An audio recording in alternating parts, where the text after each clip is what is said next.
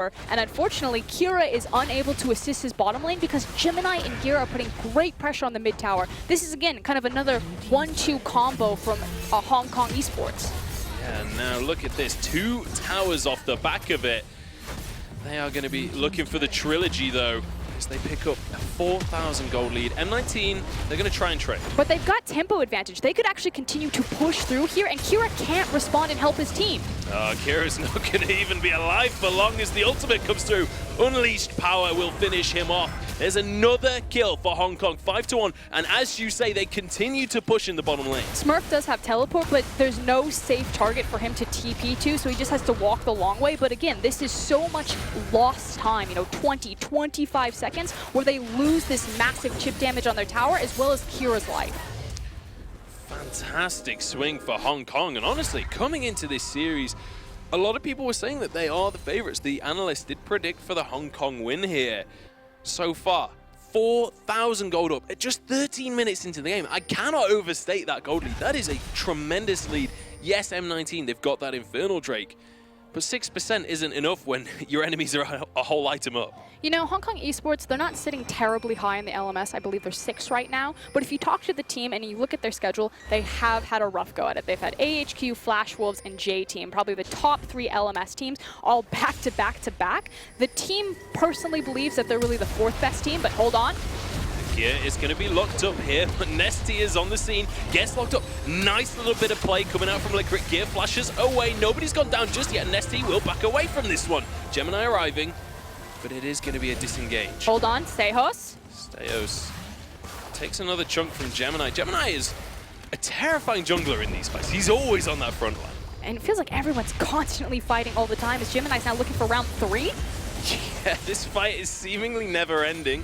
Stejos once again getting the bad side of a trade between the junglers, but he is going to survive. But he's got the backup here from his bottom lane. The problem is that while his bottom lane are simply sitting here just to make sure that he can safely take this red buff, it means that Vincent doesn't get time to be in these lanes and pick up the solo EXP, pick up the farm. So he's doing a good job that he's technically not behind Ashe right now, but what's the word? It's still not a great position to be in when you have to babysit your jungler. You want to be allocating the resources onto your carry, and he wants to be responsible of just, I got to amass as much gold as possible, hit my breakpoints. I don't have time to literally hold your hand next to red buff.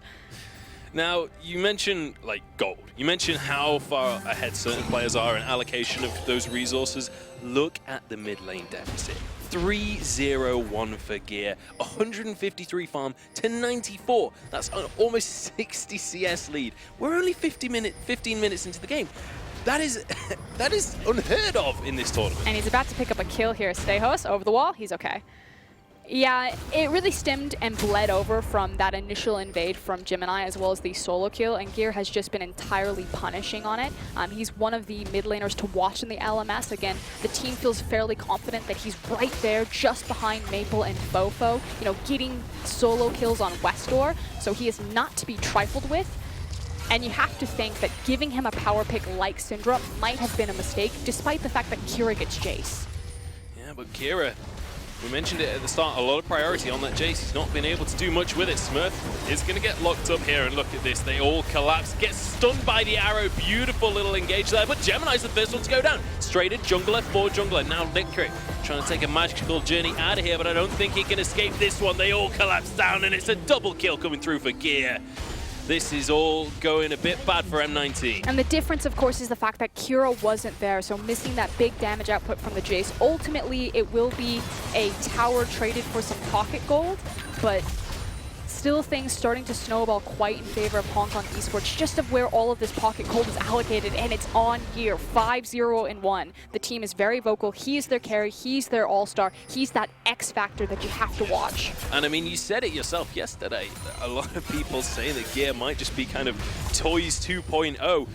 So far this game, he's making a case for it. Let's take another look at this fight. That's so unfortunate. Maple Snow completely whiffs his ultimate. Gear comes in from the flank, and it's actually a really nice ultimate as well as follow-up from PvP Stejos there. Again, this is actually just a mistake from Liquid. Unable to disengage, kind of chooses the right angle, instant right turn, and gives them another free kill. Otherwise, it would have looked good for M19. Yeah, that's the second time as well this game where we've seen Licorice try and escape from a fight, but not really go the right way about doing it. Early on, he flashed basically over his opponents in the bottom lane, but now we're going to see this Mountain Drake kicked off. Steos doesn't want to let it go for free. He's kind of going to be bullied out of the pit. Still, the opportunity for a steal available, but I don't think they want to go for this one. Shock Blast goes through. Dragon will reset. Gemini should be able to secure it with the Smite. And once again, we see a trade where Hong Kong just walk away with the victory. Yeah, PvP Stayhost just resigning his fate to that one, went back to his Krugs. He's like, it's whatever. Just deciding this one's not worth dying for. This one's not worth losing more advantages. Gear now gonna get stunned up. Look at the combo coming out. Nice bit of play. That's a kill for Smurf. Godfire with a nice dodge, but Smurf is already onto him. The CC will come on through. Are there any flashes? Yes, there are. To the skies from Kira, and it's a kill for Vincent. And for all the criticisms we can give on Licorice for his early game, he can still step up and make those type of plays. Flashes forward, hits the Cosmic Binding. It ties well into the hard CC from M19, and they pick up 2 critical kills. The problem is that those kills don't mean anything in terms of objectives. Yeah, you get the Rift Herald, but I feel like if the Rift Herald is your package, it's pretty much like, we take it because it's next. It's the Rift Herald is like one of those freebies that you get at a convention that you go to. It's like, yeah, it's a nice little gift, but at the end of the day, it's not quite the greatest T-shirt. I would even say it doesn't even reach T-shirt status. It's like wristband status, especially when it's a Maokai. Like if it's a Fiora, maybe then you upgrade to a T-shirt.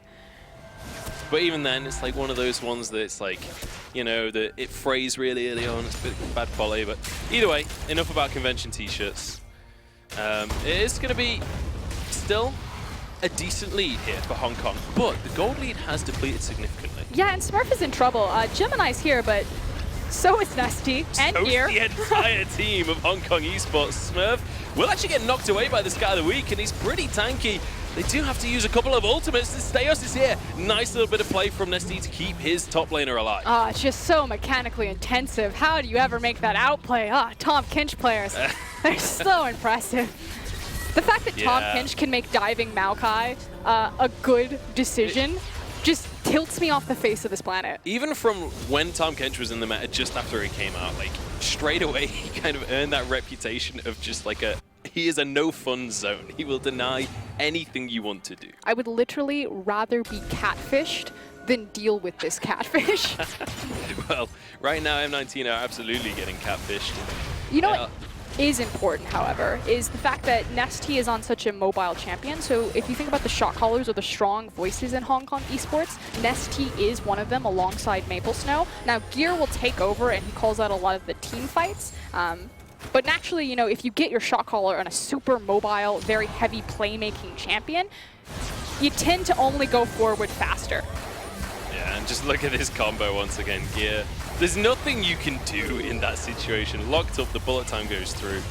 And I mean, this is probably the first positive trade we've seen for M19. Yeah, and while I don't want to take away from the flashiness of it, again, it comes down to that ultimate question of, but what does it mean? And what will this mean? Yeah, Gemini gets caught this time. Oh, that didn't actually fall over the wall. I'm a bit surprised by that. Gemini walks away, though. That's a really unfortunate interaction. I've never seen... doesn't follow Blask. Maokai hit a wall so fast.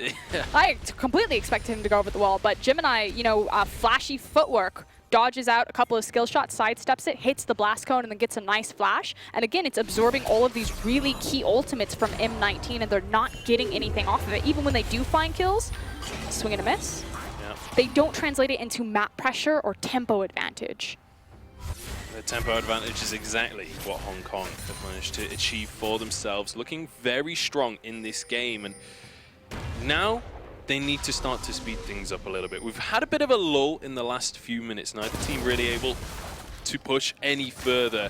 Where do Hong Kong go from here? How do they actually close out the game? Because that's one of the biggest things that the LMS region is kind of criticized for. I mean, I like their decisiveness about the fact that, okay, they are super far ahead. It's about, I can't do math, 4K, 5K closing in on there. You know, Syndra's sitting on 3 items. She's a big deal. You have the Tom Kench. The issue is that where they're choosing to dive is the problem. Like, they're like, okay, we're super far ahead. What do we do? We dive. What do we dive? The Maokai. Yeah, let's dive the Maokai. Like, no, let's not dive Maokai. It worked out for them. They did get the tower, but that's all they need to do is just pick smart dives. You know, they've got great pick with the Ash Arrow, with the Syndra, with the Gragas Barrel if they really want to get crafty, as well as the fact that Maple Snow has lane assignment priority. You know, Smurf is having a hard time kind of just sitting in the lane across from him or pushing back from him. But that just means that they need to be proactive and execute on it.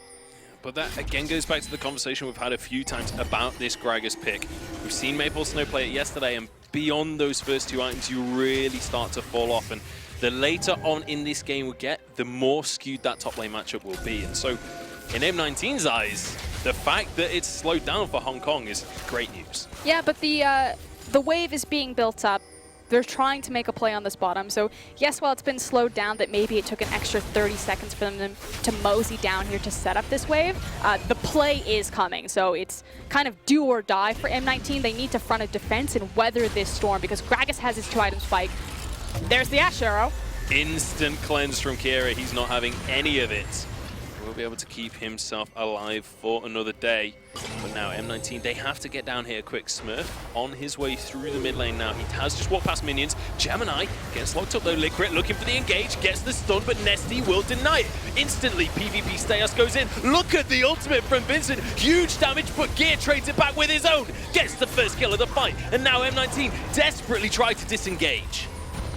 Best case scenario might not be over though. Smurf finally here looking for the flanking plays, but zoned out by Maple Snow. Gets in for the re-engage onto Godquai. Nesty once again pulls him out, but Nesty's low himself. Kira trying to get into this fight, but he's exhausted. Licorice stun. Gear looking for the kill. Staios goes in, but the Zhonya's denies it. Smurf will drop another couple of kills for Hong Kong, and it is going to be Kira just desperately trying to escape. Nice kick there from Staios, but the tower drops. And ultimately, the gold disparity is really speaking for itself. Yes, Hong Kong Esports are outplaying them. Yes, their composition just works to counter out a lot of what M19 are trying to set up. Special props to Gear. I'm sure we'll get a replay of that. That was a pretty slick Zhonya's Hourglass.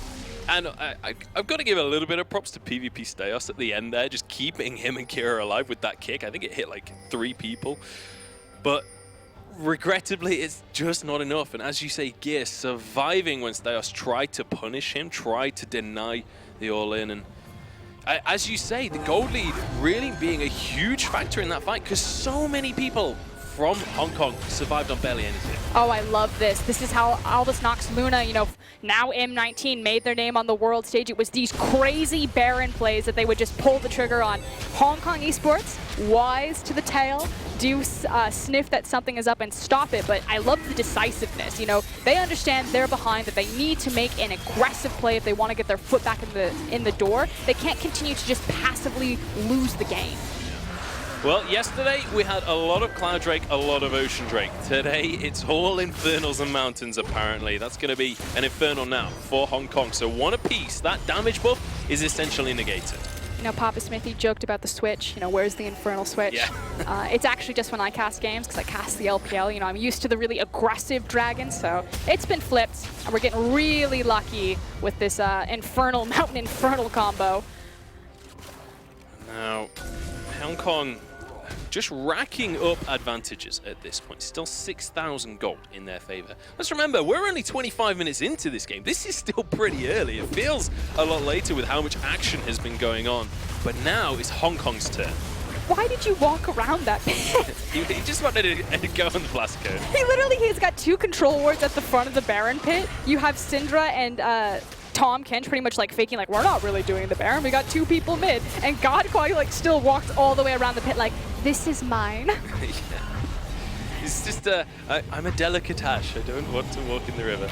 But we'll be able to get away with it. They get a Baron there, and a beautiful setup from Hong Kong means that they basically flip it over on its head. M19, you just said they have a reputation for doing exactly that, and this time it's Hong Kong that does it to them.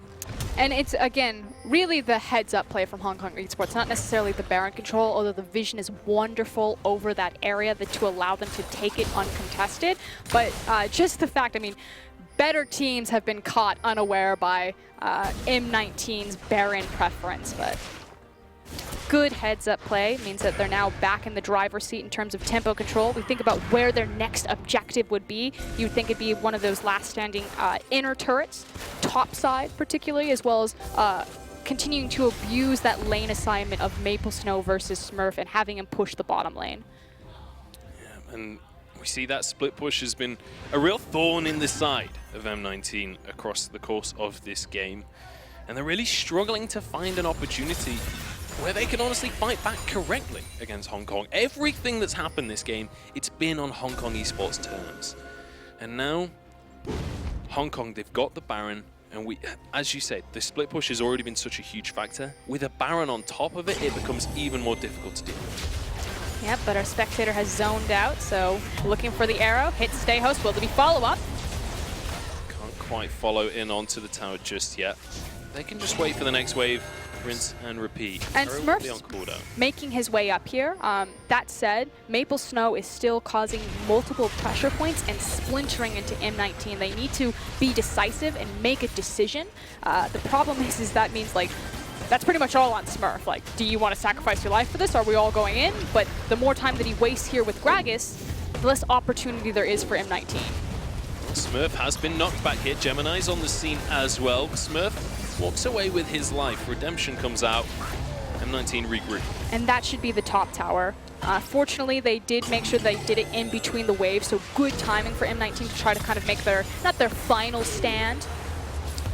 Hail Mary. Nice little bit of play coming out. Once again, landing these Bard ultimates from Licrit. They can't really follow up on it.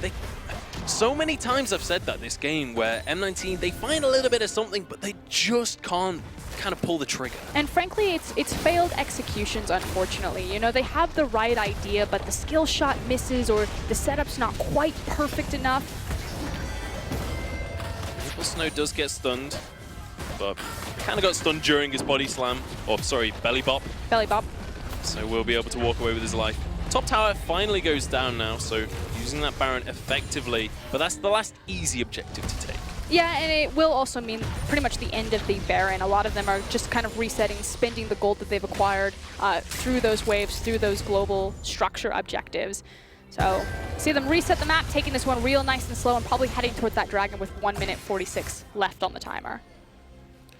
So now, as we head towards the 30-minute mark, it's almost a 9,000 gold lead for Hong Kong Esports. Let's take a bit of a recap here and figure out how we got here, because a lot of this has been about Gear. 7-1-3 on that Syndra, but he's been going up against Kira, who, this was the first pick Jace. There was so much put into the basket of Kira, but he's just not been able to make it work. And unfortunately, it goes back to that original solo kill and how it bled over into the jungle, and just the fact that, you know, M19, they're never going to take a step back. They're always going to take that step forward, right to an Ash Arrow. Deos just like doing that famous bodyguard dive, protecting his teammates, but once again, no follow-up. Yeah, and you go back to Licrit, you know, we've constantly seen him flashing forward for good or for worse, trying to make the plays happen, but unfortunately, the gold lead speaking for itself. I like teams, though, that kind of, you know, they either win quickly or they lose quickly. Yeah, I can certainly respect it. And, I mean, speaking of lose, one thing that M19 has been renowned for is they have this attitude of, we haven't lost the game until the Nexus is down. No matter what the score is, no matter what the gold deficit is, M19 never give up. 100% also on this composition as well. Their wombo combo capabilities, and I use that term very loosely, pretty much like shock blast into a full bullet time. We've already seen some of the devastation that Vincent has done with that champion. You know, earlier on, he's now got more items into his back pocket. That will still hurt. The problem is you're still looking up, you know, like a 10K discrepancy. So, have to play it perfectly. It hasn't been the case so far, but maybe round 17? Yeah, never say die. M19 going in for this one. Gemini kicked onto the backline, but he's been knocked into the AD carry, who flashes after him. In the meantime, God Quiet is going to go down. Gemini wins the 1v1. Steos looking to finish him off, though. Will be able to finish it off in the end. Kira now trying to fight through the health bars, but doesn't quite have the damage. Finishes off one eventually. It's Maple Snow going down. This is huge for M19. Nesty, the last man alive, and there's nowhere for him to go. He will be finished off. He's just trying to buy time, but PvP Steos, he will just chase out the Kench and eventually finish the kill. Or they need to get some objectives. Go somewhere else. Stop following the frog. But it doesn't matter, it's an ace, M19. They're like close to 10K gold down, and they pull out a team fight from thin air. Now that said, what can they get off of it? probably just a single turret, just because they have to deal with all of these waves crashing in them. The Dragon would be a nice little cherry on top, but ultimately we're still in the hole. We're still in the bunker. It's a bright spot, but it's pretty deep hole. Importantly though, first of all, the gold deficit is shrunk somewhat. Second of all, they didn't lose an inhibitor. They didn't lose any towers or anything. And they also picked up a lot of shutdowns. That's super key. Now, unfortunately, where all of those kills were allocated, not the greatest, because Maokai picked up a lot of them. You want the Jace to be the benefactor there, but let's take a look at this. You're in a tiny little corridor against Maokai and Jace. What's happening on the bottom side of the screen is just, frankly, a little bit bizarre. I find it quite cute that Gemini does get the cute little 1v1 out trade, but basically, Kira dominates this fight, and Liquid is hitting great CC after great CC. So the Jace pick coming through. Yeah. Finally online, has that lethality build. Can't bundle up like that when you're hitting multiple AoEs of the Shock Blast, of the Maokais, of the Bard Cosmic Bindings. Yeah, and the fact that Godquai died so early on in that fight, it meant that Kira could just focus on gear. Once the Unleashed Power was out of the way, it was okay. There was no real damage coming out because Gemini was so far away from the rest of the team. I find it so hilarious that they literally won a team fight when 2 of their members were just trying to kill Graves. Yeah. Like, it's impressive that they still managed to win the team fight, in all honesty. But as you say, the shutdowns come on through, so there's a good portion of gold across the team. Smurf is 4-2-4 right now, with a good amount of farm behind him as well. He's starting to get to that Maokai stage of the game where you just pretty much become invincible. Yeah, low econ top laner. Doesn't matter that he necessarily fell behind, although Gemini, he's okay. Again, we talk about Gragas. He's really great on 2 items, starts to really fall off, doesn't have necessarily the same presence that, a Maokai will. I've seen this play before. This time around, though, M19 can mount an attack. Licorice gonna slow that Baron attempt down. It's down to 2,000 though. It might just be able to be finished. Licorice goes down. That's bad news for M19, but they start the fight. Bullet time doesn't quite finish anybody off, and Vincent's been stunned up. He goes down now. Gemini's still surviving these fights. Somehow, this man just never dies. Smurf now all on his lonely lonesome. Steos wants a way into the fight, but there's nothing for him to do. Unleash Power finishes him off. Smurf's the last man remaining, but he is going to be going down, gobbled up by Nesty. Double kill for Gear, and Hong Kong Esports, now they head for inhibitors. A drastically different outcome this time around. Now that they've not all funneled themselves into multiple AoEs and free CCs, that's the team fight that we expected with this gold difference. Like you said, it'll certainly be the inhibitor. They do have waves behind them. They're teleporting in. That tells me that they're going for an end. They want to finish this one early. 15 seconds on Kira. 7 on Vincent. They might be able to respawn in time, but it's not looking good. 1 tower already gone down. Hong Kong trying to force this one, but Licorice not having any of it, doing his very best to stall this one out, but he's going to be going down. The kills are coming through. Hong Kong, they might just be able to end it. Kira gets denied. Unleash Power, he goes down. Vincent will follow, and this is the first game going the way of Hong Kong Esports. Really only one misstep the entire game, but from start to finish, control from Hong Kong Esports. It bled over from that solo kill in the mid lane, immediately into the jungle. Gemini took advantage of a strong Graves and Syndra combo, and the map just started to fall out from underneath M19. Yeah, and I mean, we mentioned it right at the very start of the game.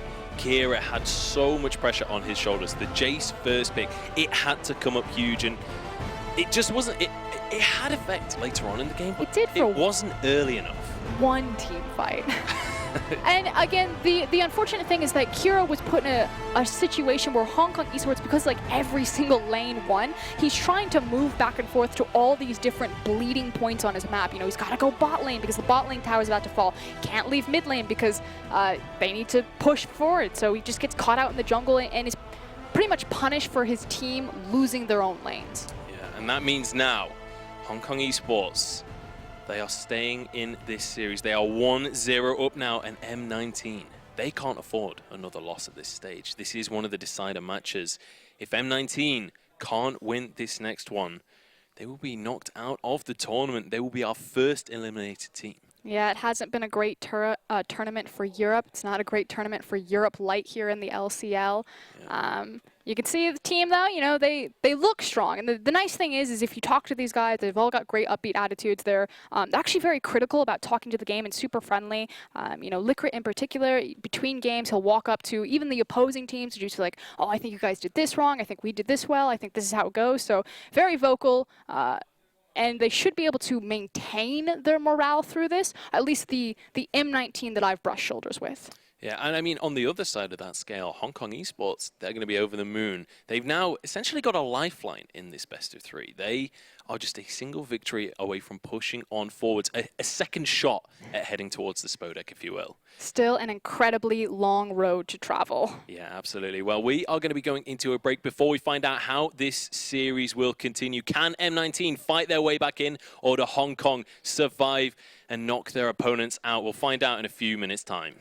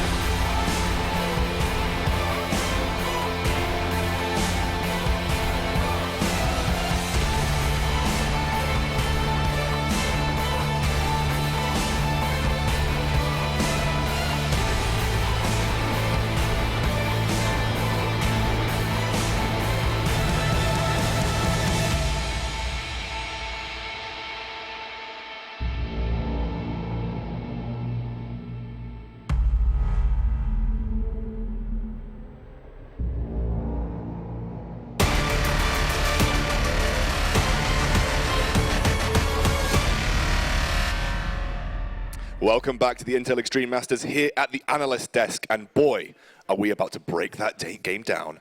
Boys, in all seriousness, let's talk about exactly what we were expecting, because you have to set the bar in terms of expectations in that game. This is the loser bracket final. We did say that it's probably not going to be as clean as some of the other games. I mean, it was exactly what we expected. Yep. It really begins with individual play. I feel like these champions were played in ways that we've never really seen before. I mean, the comfort factor, I think, is a really important one, because on the international stage, when you're an underdog, you expect, okay, these are the picks they played a lot in their local region, they'll bring it out. And already Stejos, he's the one who surprised us with the Lee Sin that we weren't expecting, given that he hadn't played it in competitive from what we have in our records. Graves was available, kind of took the reach, went for the Lee Sin, and it didn't seem to pay off. Unfortunately, it wasn't such a pleasant surprise, and I really feel like the Graves would have come out had it not been for the Jace being first pick, because if you put Jace and Graves together, your composition's already kind of wonky. You really want that crowd control, considering that they have played Misfortune in the AD carry role twice. So if they really want to prioritize that, Graves would not make sense.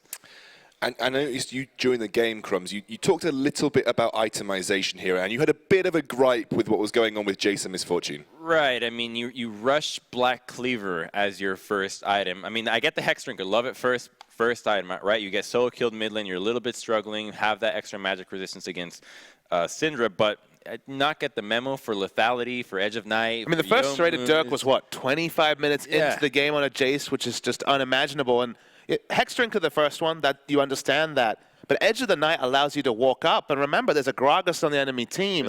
Misfortune understood Edge of the Night. As you say, Ashe there to respect as well. Without the Jace having Edge of the Night early and the natural itemization there, you can never really walk up. You're hitting an acceleration gate shock blast, and then you're just scared and you're hanging back. And that really hurt them in fights because they didn't really have the power. And it was a much slower item build-up for the Jace. A lot of these team fights felt very extended as well. Like they were drawn out over They were a messy. minute. Yeah, exactly. And we have a replay that kind of shows it. Hong Kong Esports always had the upper hand at the end of it, but it always never felt decisive.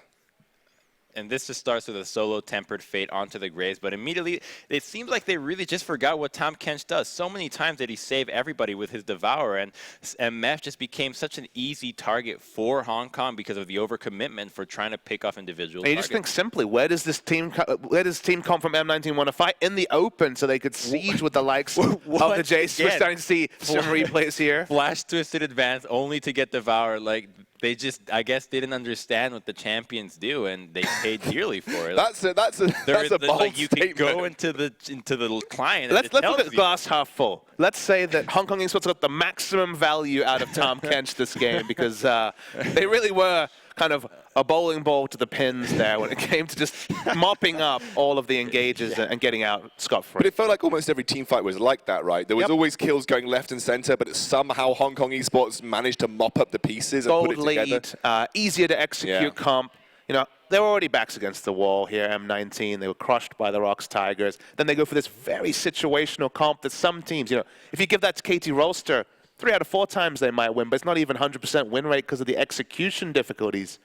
Execution wasn't on this Exactly, game. and that's one of the reasons why before the game we thought Hong Kong would have a much easier time this game because it's just so much easier to execute a composition like this. When you're a team that's struggling macro, mechanically, you want to make sure that you are set up for success and you have champions that allow you to do that while making as little mistakes as possible, and they had that, whereas M19 is like, say, we're playing an SKT comp, like, come on. So the question, for the next game, if you're talking to M19, it's comfort. They need to go to the comfort picks, maybe even the Anivia. Easy. Maybe even Kira's Anivia. Stayhouse on the Graves. Go comfort. It might be your last game. You may be no longer going to Spodek after the next game. So at least go out the M19, the previously Albus Nox that we know, because this is the last chance to really show it. I think that is the key point here. This is the last chance for M19 to keep themselves in the game. We're going to go to a short break while the teams reflect, recoup, get their tactics together, and when we're back, we'll be into the second game between these two teams.